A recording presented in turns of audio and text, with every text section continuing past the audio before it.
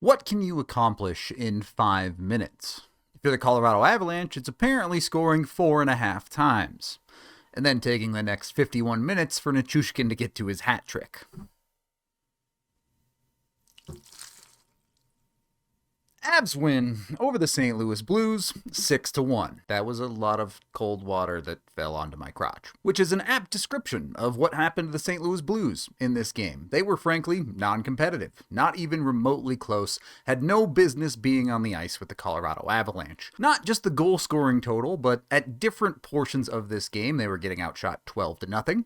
They were getting outshot 34-7, and they ended the game with just 13 shots on goal. The Avs are the best team in the NHL. They're expected to win pretty much every single night, and they usually do.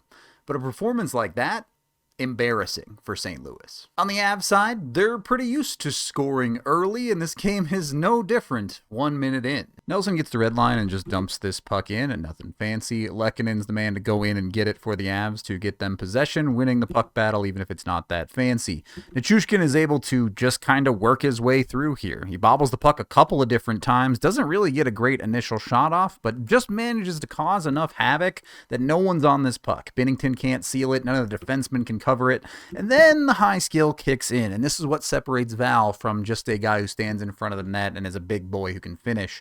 He uses some skill too. This back leg is going to kick this puck across, not cleanly, but to a place where it's away from everyone on St. Louis, so it's just him. All he has to do is sort out this puck and then throws it towards the net. Maybe gets a bit fortunate, but there's some skill too. It had been 6 straight games without a goal for Nichushkin, and while Jordan Binnington maybe isn't the greatest measuring stick for your scoring ability, it's nice to see him get on the board here, and if he can become a consistent scorer for the Avs this year, they might actually just have too many goal scorers to be stopped. Obviously, the water on my head spoils the bit about Nichushkin's hat trick here, but Nichushkin becomes the 6th player to break the 10-goal mark on the season so far for the Avs. The Avs' top 6 has every position well covered with Nuke. Why stop there, though? Not long later, the Avs score another goal. Unfortunately, Cale Makar scored it, but Nathan MacKinnon interfered with Jordan Binnington, so it does not count. And we often see this happen to teams, but they regularly struggle to continue their assault after the call goes against them.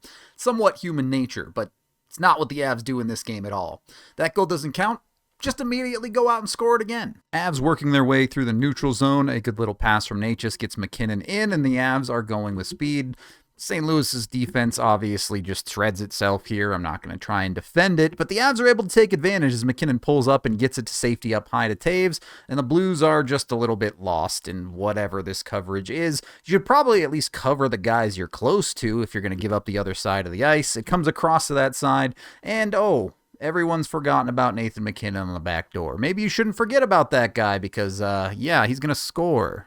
I don't think we've seen a lot of Mad Mac this year, if I'm honest about it. And that was a little bit of Mad Mac. You don't see a celebration like that if he's happy with the situation of things. With that being said, that version of Mad Mac looked controlled, contained, focused. The pure rage version of Mad Mac is someone you just get out of the way, leave a 20-meter radius around him so nothing can get hurt. That version of Mad Mac is the guy you get in line behind and follow him to victory. Cool. Avs up 2-0, a pretty comfortable spot for them, nothing unusual on the year here. 13 seconds later, it's 13 again. The ensuing face-off after the second goal, St. Louis goes back, gets control of the puck, and immediately just tries a desperation throw breakout that doesn't work at all. The Avs are able to earn the puck and get it back to their defenseman on the blue line. This is fortunate here. Burns just throws this puck generally towards the net. It hits the defender and kicks right back out to Josh Manson. You take what you can get. This isn't a particularly high skill play either, though. Manson just going to throw this puck towards the net, too. What in the world is Jordan Binnington doing right now, by the way?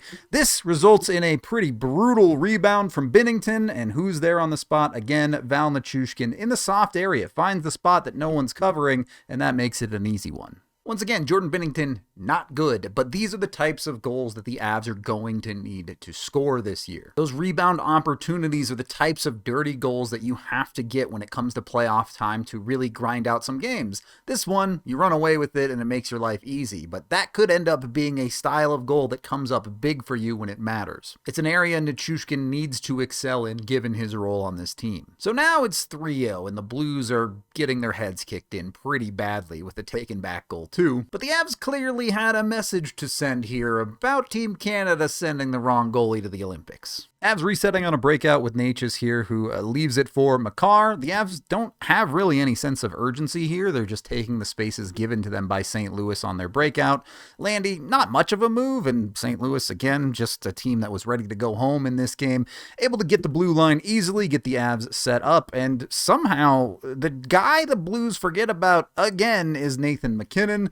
Now, this isn't that fancy of a play. It's a nice little pass from Nichushkin, but Binnington's slow to get over, and MacKinnon with a great one-timer. The Avs set the oven to broil, and they're up 4-0. That one probably the prettiest goal of the bunch. And honestly, the game was over at that point. The Blues seem entirely uninterested in even playing for the majority of this hockey game. They did get a couple of good chances in the first period, and Mackenzie Blackwood made some great saves to stop them from getting on the board in that one. And by the end of the first, I think everyone was ready for this game to be done. As mentioned, at the end of the second period, the Avs were outshooting the Blues 34-7, almost 5xing their shots on goal. That's not hockey. What is hockey, though, is the Avs having a get-right game, and even their power play gets on the board. Couple things to note, the Avs power play in this game is working the Nelson-Makar connection on this right side of the ice instead of the usual Mac-Makar stuff that we usually see it do, so it's a little bit mirrored here.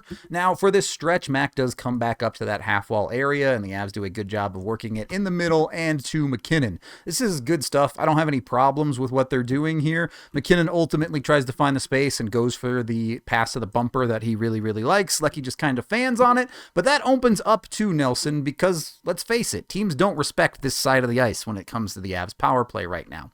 Now, this shot from Nelson isn't great. It gets blocked in front, but the Avs are fortunate to immediately regain possession, and this is what I really love about this power play. There's no waiting around. There's no cuteness. There's no trying to set up the next perfect play. They just take advantage of what they're given. MacKinnon collects the puck and gets it back up high. Again, notice how deep he was in the zone. Not even a shooting threat at that point. Playing behind the goal line. And then Makar gets it over to Nelson, who immediately shoots. Very simple, very effective, dangerous hockey, and this one Nelson makes count. A pretty interesting look on the power play where the Avs reverse it and are playing off the half wall on the right side where Nelson is. So definitely a little bit of a different look. And I think it's very important for Nelson to become a shooting threat over there. You have to keep teams honest. They have to respect that side of the ice so they don't end up double and triple teaming MacKinnon and Makar up high and now on that left side. It's one game. I'm not going to jump to any conclusions here about the Avs power play, but, you know, it's a good way to start things off, and maybe this new look can work over the next handful of games. That made it 5-0, and there's really not much here else to report. St. Louis ultimately does break the shutout with this little bit of a fluky seeing eye shot goal, and then Val Nichushkin completes the hat trick with another get to the net front right type of area play, which is awesome to see. This is, of course, the F- game from St. Louis, but this also shows what the Avs do to teams when they don't bring their best. There's a reason they're at the top of the league.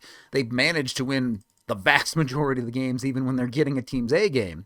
When you get less than that, well, you get bodied. A very straightforward one. Will end it there, as in the span of this video, less than that even, the Avs scored 4 goals and a 5th one that didn't count. So they're being efficient. I'll be efficient too. That is the end of this game video review. Thank you for watching. Head on over to thednvr.com for all of our coverage. I am Rudo, and Val makes me wet.